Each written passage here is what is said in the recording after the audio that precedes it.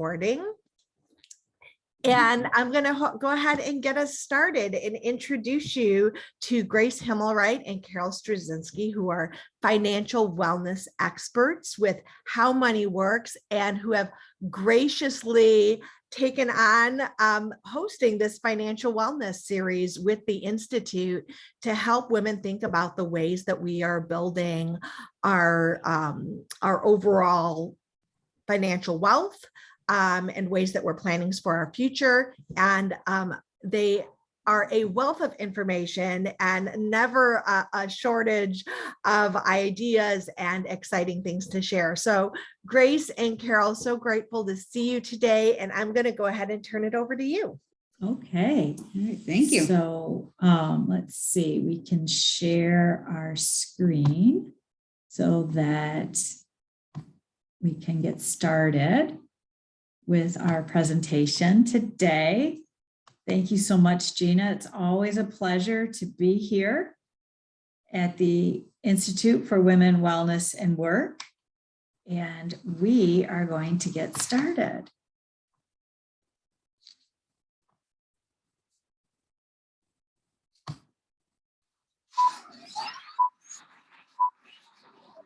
More than 5 billion people around the world continue to struggle with money and financial illiteracy. It's Madison Avenue manipulation, right? It's been going on for years and we buy into it. How bad is financial illiteracy? It's not taught in schools, so people don't know this naturally. You're right. So you grow up not knowing anything about it. You make a lot of mistakes along the way. And we're hoping to educate them and teach them how money really works so they can learn the cause and effect of all this. And it doesn't have to be generational. Exactly. No, Exactly right. break that cycle. Once you understand the basics of financial literacy, it changes your life. The secret is financial literacy. I mean, teaching your kids how money works. I think it's really understanding how money works. Once they understand the basics of how money works, they shouldn't have to struggle for very long. Steve Siebold and Tom Matthews are the authors of How Money Works. Stop being a sucker. Money means possibility. It means opportunity. It means freedom. Things you've always wanted to do. Dreams that you have. Money makes it possible.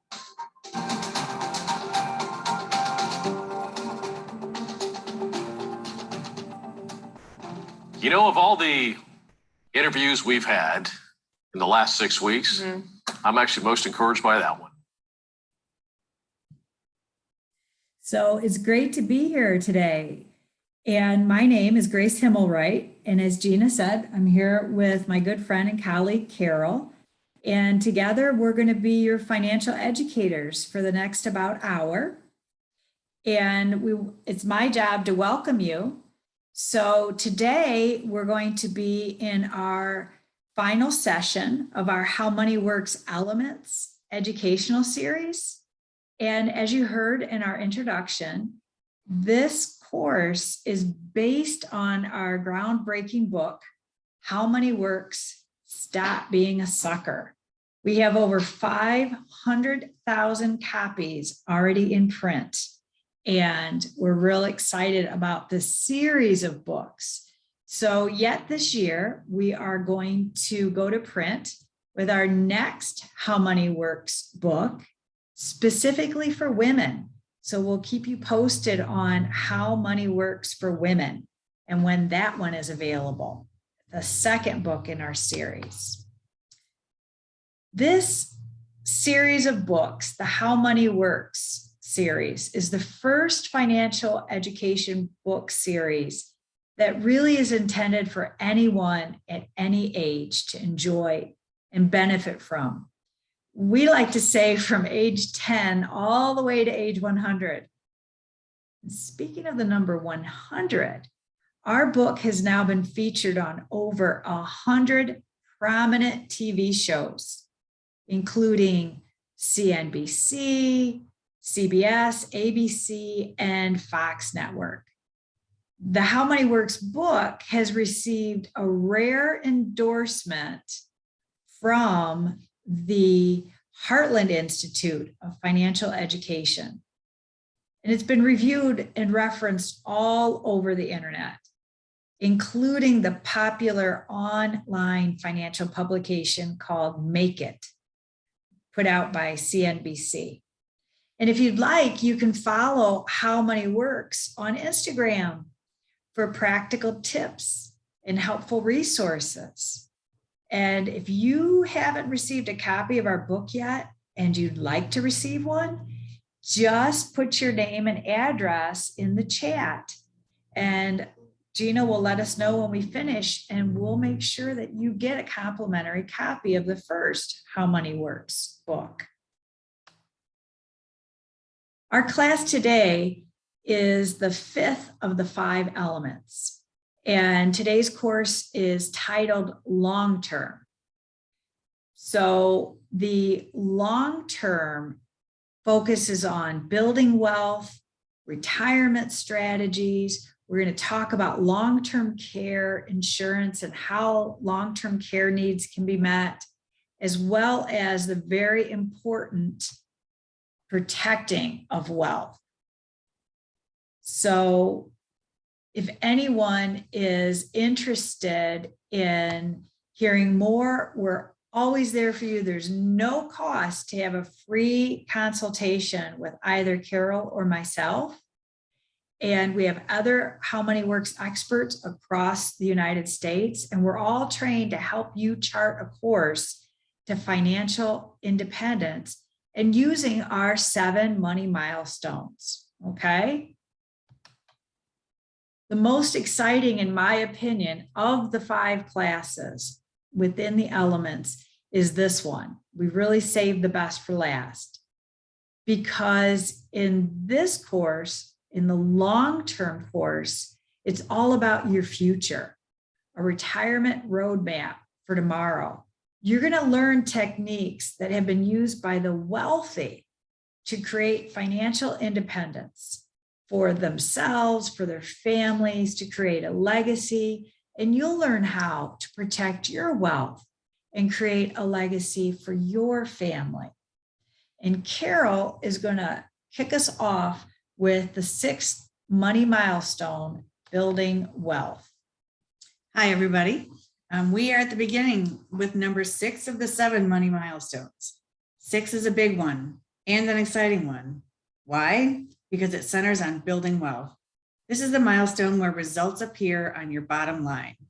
This is where you avoid the impact of taxes, losses, and inflation, and do your best to accumulate and grow your net worth.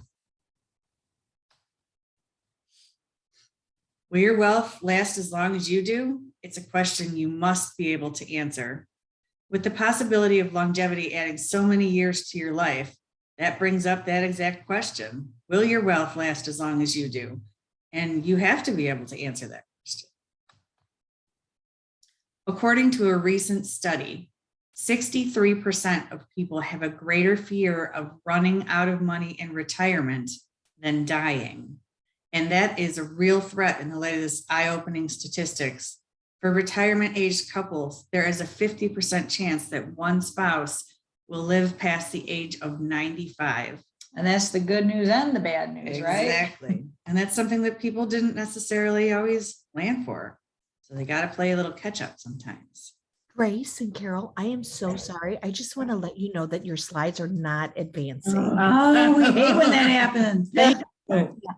All right, Hold on let's one see how we second. fix that. So we're going to come back to that, and let's see, we'll stop sharing. Gina, you are so spot on letting us know that. Thank you. Thank you. Okay, so we're going to close this window. We're going to open this window. Just gotta love the magic of Zoom. All right, now let's see if we can share this new window with our friends in video land. Let's see. Share video. No, I just turned off our video, Carol, sorry. All right, share screen, and we want to pick, let's see. All right, just a second. I think we have to start back at the beginning to be able to do this.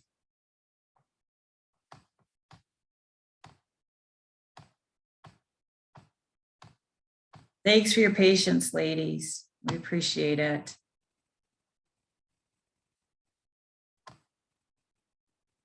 Okay, now if we select wisely. Sorry. Okay. So we're on this one. Let's see if we can make that work to share.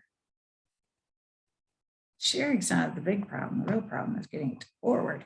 All right. Thanks, everyone.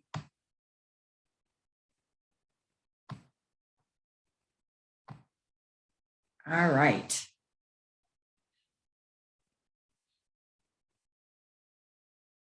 So,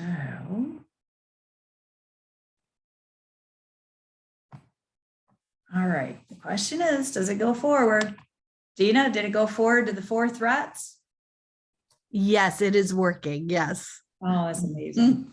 Miraculously so. Sorry. Yay. All right, go ahead, Carol. You were just telling us, we'll take one step back. We were talking about people running out of money. Yes, people are more afraid of running out of money than they are of dying. So it's serious. Okay. And the crux of milestone number 6 is whatever stage of life you're in, you have to start building wealth now. Put another way, yesterday is better than tomorrow. As you embark on wealth building, there are 4 disciplines to help you stay on track and not lose ground.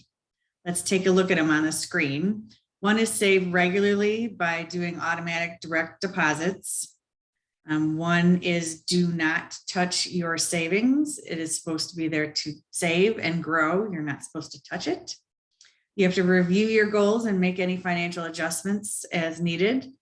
And then we move on to the 4 threats of wealth building that Grace is going to cover. Thank you.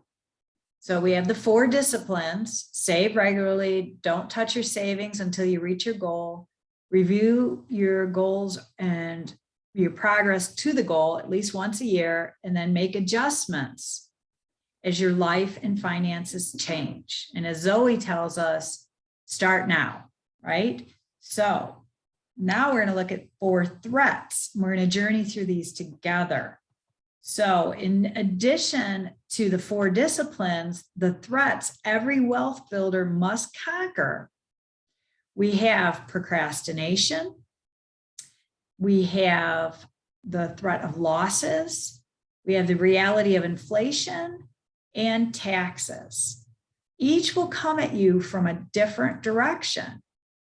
To beat them, you have to address them individually. Well, let's start with one of the worst first, and that is procrastination. It's a famous quote that says, procrastination can be hands down our favorite form of self-sabotage. That's the only one we can really start with. So procrastination, we're going to look at that and then pick apart market losses, inflation, and taxes.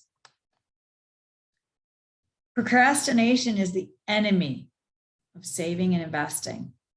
It's best described as inaction. And the best tactic to overcome procrastination is called prioritization. And this is something we as women do all the time because we wear so many hats, don't we? We prioritize, we make lists. So 5 actions to overcome financial procrastination are on the screen. First one, read the book. We'll gift you a copy. Read How Money Works, Stop Being a Sucker. And we encourage you to read it twice. Because frequently, what do we know? Education prompts action, right? That's one of the beauties of the Institute of Women, Wellness, and Work. We're educating ourselves so that we can take positive action by being part of the Institute. Well, use that. The second is schedule a meeting with a financial professional, if not this week, soon. If you don't have a financial professional, you need help selecting one, we can talk about that. If you'd like to work with myself or Carol or one of the other financial educators from the How Money Works company, we'll connect you. Third, set a goal and deadlines for each of the 7 money milestones. So you can find the 7 money milestones in our book starting on page 73. Make a goal and a deadline for each of them. And then work with a partner. Do it as a team. Maybe that's your spouse. Maybe it's your parent or your best friend. But work together with somebody. Encourage each other. Be a team. 5th, and this is really important, write your goals down with the deadlines and post them where you'll see them. Maybe it's on your bathroom mirror or in your bedroom or in your closet where you go every day to get dressed. Post your goals, flag them as urgent and get started on them immediately. You can't get lost time back. It's an asset that we all have, right? The asset of time. And so many people do waste time. So stop doing that today. Next, we're going to talk about the threat of losses. You know, the market is really in the news right now. And we're going to talk about what the impact is of losses. But first, let's look at the impact of inflation. Inflation is also really in the news right now because we're seeing it every time we go to fill up, right? We're seeing it at the grocery store. We're seeing it at restaurants. Inflation is very real. Inflation is known as the tax of time. Historically, the annual inflation rate has averaged about 2.8% if you look at it over the last 100 years. We've talked about the rule of 72 in class, and we've learned about the rule of 72. It came from our concepts class. In fact, it was in our last class, the rule of 72. So let's put the knowledge of the rule of 72 to work. So you take the number 72 and you divide it, in this case, not by growth, but by the average inflation rate. And that will tell you on average how many years until the cost of what we spend our money on absolutely doubles. So 72 divided by 2.8 says that every 25.7 years, the cost of goods and things that we buy doubles. So one of the essential reasons to build wealth is right there to stay ahead of inflation. When you know the enemy is slowly devaluing your savings by things getting more expensive, it should drive you to be even more committed to growing and building your wealth as a strategy. Don't let it scare you. Don't let inflation scare you. Let it drive you to action. So what about that market? What about the impact of losses? It really is an enemy to wealth building. It's often underestimated. And it's a threat that can just wreck your savings goals. And if you're retired, it can force you to adjust your lifestyle. So here's a simple picture that illustrates one way that people miscalculate the impact of losses. So if you were to experience a loss of 50% of your investment, which happened twice in history of the past 20 years, what percentage of gain would you need your investment to grow to get back to 100%? Many people think the answer is 50%, right? Wrong. It takes a full 100% gain after a 50% loss just to get even. That's not easy to do, which is why it's so important to protect what you have. Warren Buffett very famously is quoted as saying, there's only 2 rules that you need to know about investing. Rule number 1, never lose money. Rule number 2, never forget rule number 1.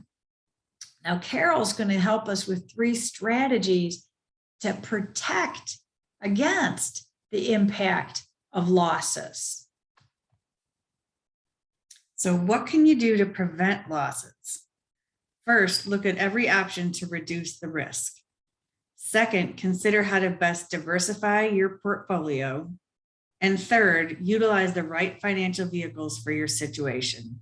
And remember, do not procrastinate. Consider inflation and talk with your financial professional about ways to reduce or remove the impact of losses from your strategy.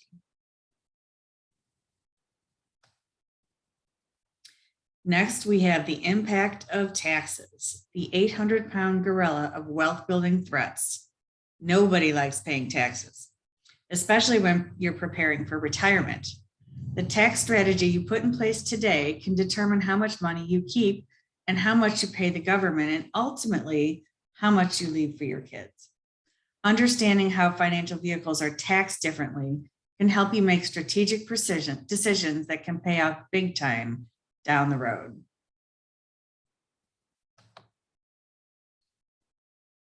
The seed versus the harvest is an argument that we always have, and you've got to figure out the answer to know the best way to reap. If you save $10,000 at age 29 and earn a 9% annual return each year, you would have $250,000 when you reach 65. Think like a farmer for a second. Would you rather pay taxes on the seed or the harvest? Of course, whichever is smaller, which is usually what you start with. A farmer would rather pay taxes on the seed, not the harvest. An investor would rather pay taxes on the money before it grows, not after. You either pay taxes now, later, or never. Which one will apply to you? It depends on the vehicles you choose. Again, this is where a financial professional can help you. If you take a look at the screen, there's two different colors on the screen. The financial professional can help you figure out if you're being taxed now and what your strategy can be going forward. The colors of the icons matter. Red is tax now. Yellow is tax later. The decisions get simpler when you break it down to these categories and colors. Take a look up there and maybe decide if you have any red or yellow financial vehicles as you see on the screen. If so, now you know how you'll be taxed.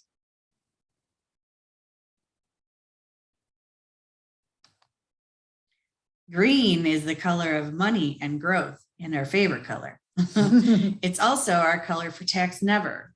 Different types of accounts can be taxed completely differently. Green icons mean no tax at all.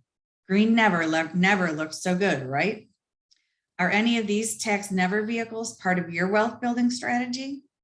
Again, a financial professional can be a great help choosing the right products for you and get you in the tax never categories. It's all about planning. The boxer Mike Tyson said, everyone has a plan until they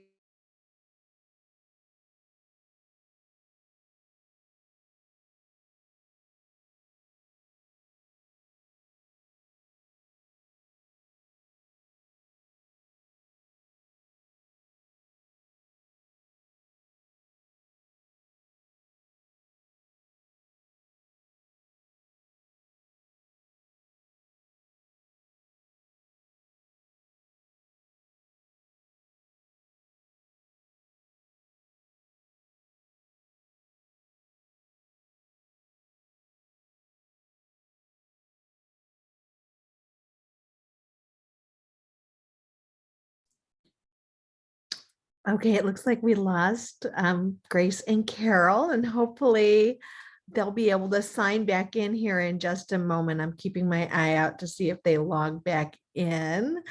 Let's see. Oh, there they are.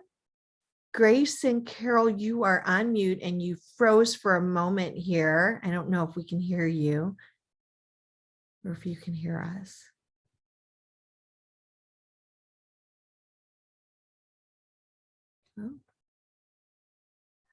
unmute. Oh, Yeah, there you are. Okay, you're back. Okay, you froze for just a moment. Great.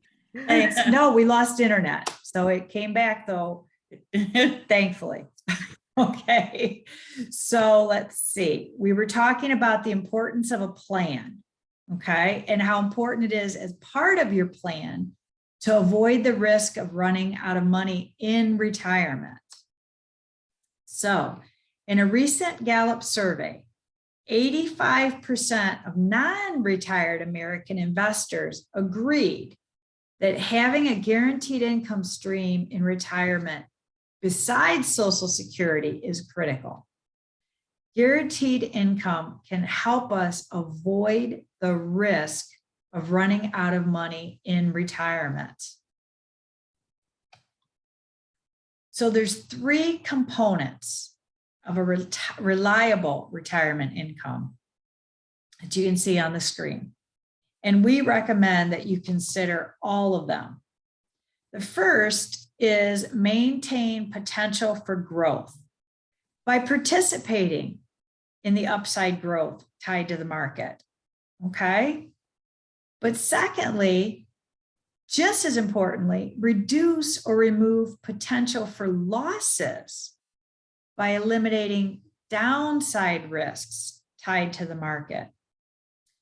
And 3, create a predictable income that lasts and prevents the possibility of you running out of money in retirement. So you have an income stream that you can count on. Here's what it looks like when you nail it. Gap closed. Retirement savings goal reached.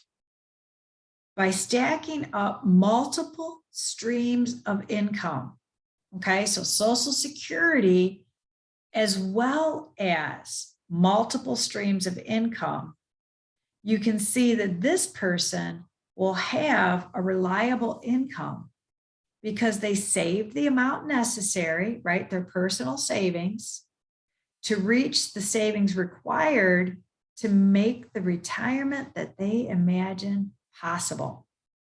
And they'll never run out of money in retirement. They could even have some left over to leave as a legacy for their favorite charity or to their children. Now, how does that sound? Excuse me, Grace, Yes? we aren't seeing the slides again. Oh, yeah. Thank you for letting me know. Oh, technology is just not my best friend. All right. And it's important that you see these, okay? So I am going to pause for a moment and start sharing. I guess when we lost internet, Yeah. we lost Stop sharing. sharing. Here we go. Because it's important. Okay, so you should see avoid the risk of running out of money in retirement on your screen. Yes, we are good. Okay, terrific. Thank you so much, Stephanie. All right, so here are the 3 components of a reliable retirement income plan. Maintaining potential for growth while reducing or removing potential for losses, and combining this to create a predictable income that lasts. That's depicted in this chart. So you see where retirement begins, and you see we have Social Security or some form of pension for people that didn't participate in Social Security. Maybe they have a government pension. So we see people in STRS, PERS, CSRS, all of the ERS, right? Federal Employee Retirement as alternatives to Social Security. And then on top of that, they have their savings and how to make that go through all of retirement and never running out of money. This can even give the potential, very real potential, to leave a legacy for the next generation or a bequest to a favorite charity. Now, the last milestone is protecting wealth, but we're going to switch gears for a moment and we're going to talk about a very important concept, and that is long-term care. So I am going to show some myths about long-term care that we, especially as women, need to learn about. So we are going to look at this presentation together.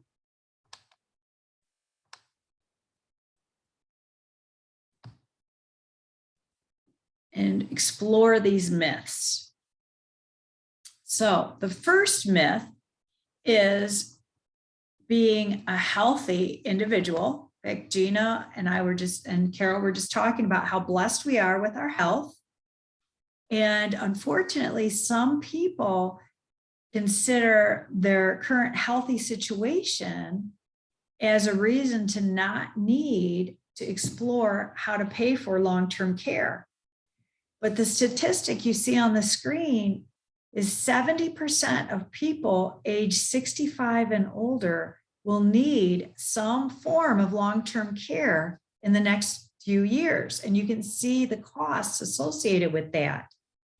And this comes from a study that is annotated on the screen there by the United States government. So the average cost nationally for needing some help in the home or home health care annually is $45,760. An assisted living facility where you leave your home and go into a facility or a property that provides assisted living, the average cost nationally is $43,539. Actual nursing home care, not even a private room, but a semi-private room, will run $82,125 average nationally. And then a private room in a full care nursing home approaches $100,000. So you can see how this would devastate someone's savings. And if we're talking about a couple, a married couple, this could leave the person not requiring the care in a very fragile financial condition. So that's the first myth, that I'm healthy now and I won't need long-term care. Myth number 2 is I can postpone planning because I'm young and I have time. Shockingly, nearly 41% of long-term care recipients, so people receiving long-term care, are under the age of 65. So again, procrastination is very concerning when it comes to this important aspect of your financial plan. So that's myth number 2, that we can postpone planning. Myth number 3 is believing that their health insurance covers long-term care. So Carol and I help people with Medicare planning, and frequently we have to give this bad news to someone that their loved one's Medicare does not cover long-term care. Health insurance is for illness and treatment of illness. It does not cover the incapacitation that can happen sometimes because of either natural aging, becoming more frail as we age, or incapacitation because of an accident or an injury or an illness that is not recoverable. In those circumstances, health insurance does not cover. It only covers the treatment and care of a limited and specific type of injury. Those that we described require a specific type of insurance known as long-term care. Okay. And if you have questions about that, we're happy to either talk about them at the close of today's class or in a private session and review with you. So myth number 4, the thought that my family will take care of me. Well, by relying on your family for that care that you need, you actually put them at risk financially, because maybe they can't go to work because they're taking care of you and they have to dip into their savings that they were planning for retirement. It also puts physical burden on them. Helping someone that can't move is a real challenge physically for the caregiver. In fact, we very frequently see the family member that's taking care of the person needing the care as them becoming injured or ill. It's also extremely emotionally draining to be a caregiver. And it can be mentally taxing, especially if they're not trained as a healthcare professional. And now they're being called to that role. So beyond dollars, caregivers do face some crisis that wasn't really talked about when the plan, as in the case of myth number 4, that the family will take care of me. Myth number 5 is that long-term care means going to a nursing home. Realistically, most people want to stay in their home, even though they've hit a situation in their life where they need help taking care of themselves. And there's so many options available, especially with different insurance products specifically geared for this type of situation. In fact, 43% of people that turn on their long-term care benefits choose the option of staying home, right? They don't want to move into a facility. But having that option is really what we're talking about. Now, some illnesses are incurable. Some conditions that befall us, like Alzheimer's, Parkinson's, MS, these require very careful planning because these involve the loss of executive functions, right? The ability to handle activities of daily living without help. These diseases often take time to progress, but they're also unpredictable. So we need to take specific measures to make sure that whatever your wishes are, that they're carried out when you can no longer decide for yourself or speak for yourself. Myth number 7, kind of the opposite, to say it's too late to plan because I'm retiring soon versus I'm young and I don't need to plan. Both are myths. The average life expectancy of Americans keeps getting longer. And for males and females combined, it's still approaching 80 years. And life during the years following retirement can be comfortable with sufficient planning. So we need to really address getting a plan and not procrastinating. So starting planning for long-term care needs to be now. And separating the myths from facts is essential when we're talking about planning for long-term care. Being aware of these myths and facing them is how you prepare for the rising cost of our longevity and avoid becoming a financial burden to the people that you love. So how does it differ specifically from healthcare? Well, long-term care consists of a variety of services and providing supports for basic personal care needs, and daily functions. Most long-term care is not medical care. And you can go on to Medicare.gov and learn more about long-term care versus health insurance. And you'll see that long-term care consists of help with basic personal tasks. And these are frequently called activities of daily living.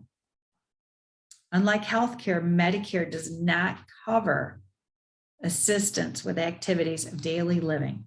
So you have options. Your first option to address this is a standalone, what we call a traditional policy. These start off with low premiums because you're young, but rates can raise. And so we look at the track record of the different companies and we see how they're rated and we talk about them together with clients. we recognize that the chance of paying for care out of pocket, and then we could get reimbursed. That's a reimbursement policy, and we'll talk about that a little bit more. Then there's always a waiting period, okay? An elimination period that happens with long-term care policies. This also happens with disability policies, long-term and short-term disabilities. And it's typically about 90 days where you're required to handle that cost before the policy will kick in. Okay, it's like a deductible. Now, we already saw the statistic, there's a 70% chance that you'll need long-term care. Well, what does that mean? That means there's a 30% chance you won't need long-term care. So we look at ways that we can offset the potential spending of money on premium and not getting anything in return. So there's different policies that where the premium can be returned if you don't use it. So it's not completely lost. That's option number one, a traditional standalone policy. Option number two is we add a rider onto life insurance. So we know what life insurance is, right? We pay an insurance company, and then when we die, the insurance company pays a check to our loved ones. Well, there's riders that can be added to some of the newer life insurance versions where the life insurance can actually pay for long-term care insurance versus just a check to our loved ones when we die. So we can explore that as an option together. A rider to a permanent life insurance policy has some benefits. For example, life insurance companies typically don't have price increase or rate increases. Some insurance companies pay you money that comes right to you after the deductible or the waiting period. As you pay for your long-term care, the life insurance company pays you and they send you the check, and you don't have to submit receipts to be reimbursed. You can also get significant savings by coupling your life insurance with your long-term care insurance. So by bundling. And that way, if you're one of the 30% statistically who don't need long-term care, your premiums aren't wasted. Instead, your family receives a tax-free death benefit. So here's some facts. The annual cost of long-term care ranges depending on the type of care you receive, from the low end of just going to a day program or adult daycare of about $19,500 a year annually to all the way over $100,000 a year for private nursing home care. 25% of older adults currently own long-term care. Only 25% have these policies. It's kind of like car insurance, though. You can't get it after you need it. So if you have an accident, you can't go and get a car policy, right? Car insurance. Just like if you need to be in a facility or you need to have home health care come, you can't get a policy then. So it's really something we have to be forethinking on and not procrastinate.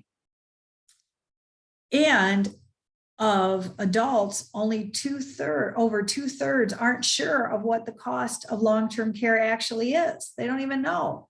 I encourage people, go to a facility, call a home care provider and ask. But 65% of adults are concerned about having money to cover long-term care expenses, and it needs to be part of your retirement plan. So cash indemnity is the way that the life insurance riders work, okay? Reimbursement is a different way. So that's where you pay first and then are reimbursed. All policies are divided into these two types: cash indemnity, where they just send you a check. That's what that means. versus reimbursement. All right. So you need to be considering, if you choose reimbursement, how are you going to pay first? Right. So understanding the different types of policies, what you have or what you want to have, and how it impacts your retirement plan is what we're talking about. And now I'm going to hand it back over to Carol. We're going to hope for the best here with our Screen sharing. sharing. And she is going to finish us up with Protect Wealth. All right, money milestone number 7 is about protecting your wealth. All right, just 1 second, and we will be there.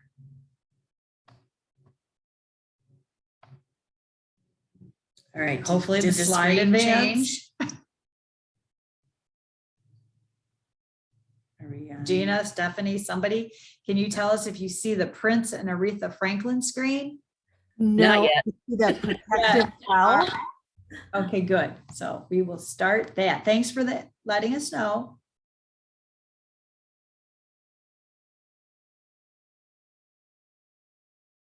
Okay, I think I have to go back one for us here.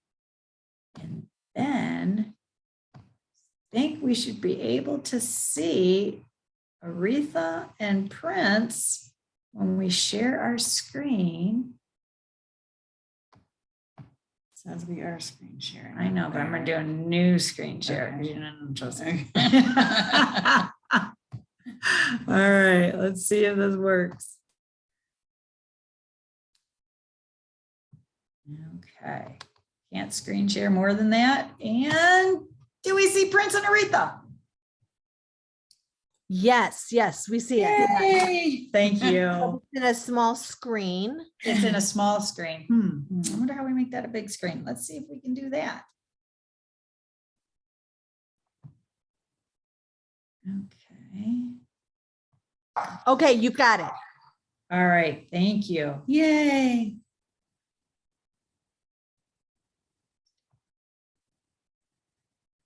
All right. So Prince and Aretha Franklin both died without having a will, which totally left their family in a shambles and fighting, and they didn't have any of the documents that they needed. Your estate plan is how you protect your wealth, your family, and your legacy when you die, or if you're incapacitated. It's the set of documents, including your will, used by your loved ones to carry out your wishes and your decisions. Your estate plan is how you protect your wealth, your family, and your legacy when you die, or if you're incapacitated. It is the set of documents, including your will, that everybody is going to use. There's your will that identifies the guardian of your minor children and special needs children, and who will carry out your wishes and how your property will be distributed. There's the financial power of attorney, which identifies who will control your affairs, like managing bills, insurances, taxes, or selling your property if you have some, if you're not still able to do it yourself. You'll need an advanced healthcare directive or a living will that identifies the person to make your healthcare decisions if you cannot, and states what medical treatments you wish to receive if you're unable to do so yourself. Then you need to have a HIPAA release, which is your Health Insurance Portability and Accountability Act release. It permits your healthcare agent to access your medical records and insurance information to assist you in your treatment. These are the 4 documents every estate plan should include.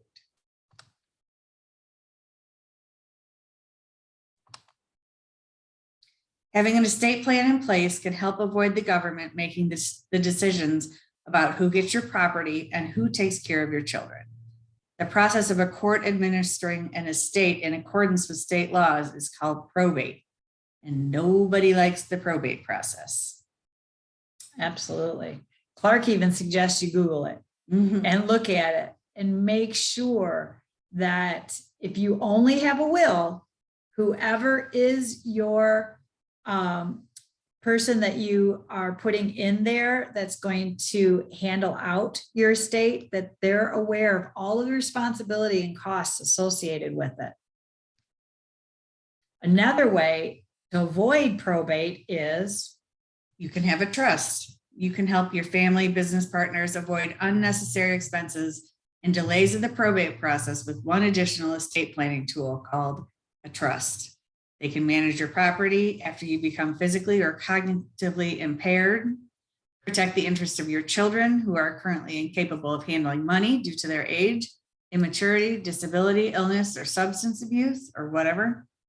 It can protect special needs children and beneficiaries from losing any eligibility for government benefits. It can provide privacy since the trust is not filed with the probate court. Everybody doesn't have to see your business. You can avoid probate in multiple states if you own real estate in more than one state. And it lowers your estate taxes and provides tax advantages for larger estates. Does this mean everybody needs a trust? It sounds expensive. Not necessarily so. We do have a service that can help with all of these documents and putting together a trust or any of the other legal needs that you might need to have done. It's very easy. That's something else we could help you get in touch with somebody if you want to just leave us some info in the chat. Some assets pass directly to your named beneficiaries at death and are not transferred through a will or a trust. That would be life insurance, annuities, IRAs, 401ks, other qualified retirement plans. Some banks and investment accounts distribute funds directly to the named beneficiaries. Also, jointly owned assets with the right of survivorship pass directly to the joint tenant at death. So when it comes to an estate plan, it really is not just about when you die, it's also about if you become incapacitated, as Carol said. And that's why having these documents in place, if we learned nothing from COVID, we all learned that major health issues can happen to anyone. And not being able to have access to your health insurance because they didn't have a HIPAA release or understanding what your health insurance actually covers caused a lot of problems for people. So an estate plan is a tool that can be there so that what you want to have happen and what your resources are accessible to the people that are helping you. And if you think estate planning is too expensive, too time consuming, then you haven't considered the cost or the difficulty to your loved ones at a very emotional time down the road. The truth is there really are, as Carol said, options for every budget. And this is a milestone that you can check off and should check off immediately of the 7 money milestones, and we can definitely help you with it. Now, as you've gone through this course and we've journeyed together, there might be some questions like those on the screen that come up with that you need help with. One that we're often asked is, do I have to do the 7 milestones in order, or can I skip around? Well, as I just shared with you a moment ago, checking off the estate plan is something you can do right away. So you can skip around, but they're important, and it's important that you do all of them. When people ask me which milestone is the most important, I always tell them money milestone number 1, get a financial education so that you understand and can ask good questions of a financial professional. Well, if you miss a milestone, well, then go back and do it as soon as you can. I would say the most often missed milestone is probably milestone number 7, having an estate plan. That even people that have worked with a financial professional, that's the one that they most often overlook.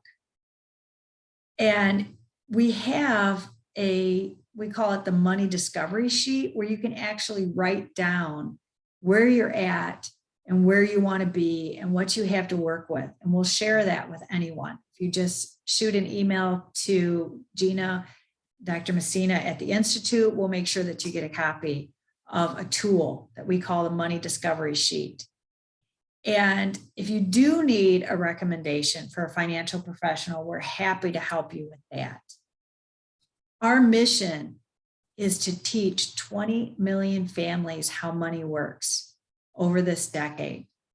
And we are passionate about that. We're so happy to be partnered with the Institute And that's where the Institute comes in to help us find people that want help. And we'll share the tools with you. We'll share everything so that you can take positive action on your plan. And that concludes our class today on long-term planning and the essential that is. So we're happy to ask and answer any questions, or if anybody wants to unmute themselves, we're happy to do that.